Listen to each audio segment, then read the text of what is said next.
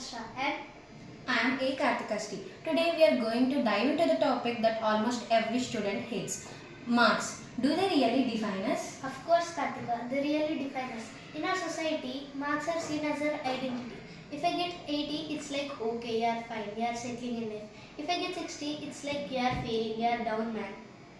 Exactly. But you know what the irony is that marks do really matter sometimes. Because we can't just sit at home, watch TV, scroll through reels and say that, bro, marks don't define me, but my character does. Can we say like that? Of course, you can't just waste your time on seeing reels and shorts. It's just a royal excuse and also a plain irresponsibility.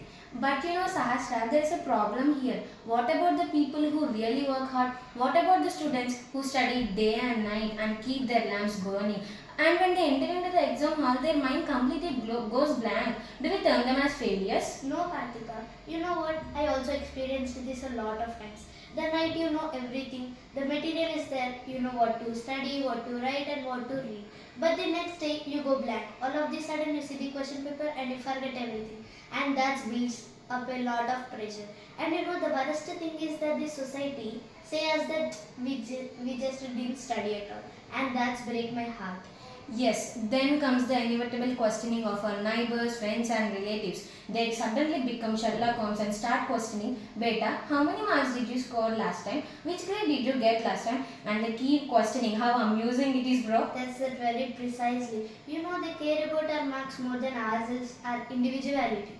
But you know what the tragedy is that people may not be good at getting marks, getting ranks, but they can be good at other things like art. But if they're not hitting 90 plus, they're termed as failures. Yeah, you know, once my grandfather told me a story that there are two friends, two best friends. One was the topper and one was the backbencher. You know about the topper, right? Always tops. He lands a good job, a government job, and he retired successfully. A mediocre life usually. The backbencher, who barely manages marks in the exam, now established a company and employed thousands of people, and that's builds up a lot in me. Exactly. It's not the marks that matter. It's your hard work, persistence, and creativity that matters. But I agree with that. You can't just say that just chill, fail and chill. You can say that no, right?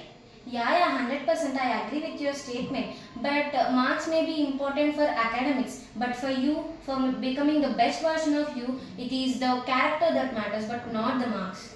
Yeah, so we can say that marks really reflect something that we scribble in the 3 hours of paper and character that's our life. Yeah, it's not like that, but I remember the day where I was writing my 8th grade annual exams and I heard my ma'am saying, students, last 15 minutes, and then my mind started confusing. I completely boggled a lot. I scribbled something in my exam and I lost my marks. Then I told my ma'am that and I apologized her, and then she told it is the character that matters but not the marks. And you build up pressure at the last minute, right? Yeah, so at the end of the day, it is the character that really defines us and really matters, but not the marks or our percentages. Thank you, folks. Until then, until next podcast, signing off. By Sahasra and Kartika.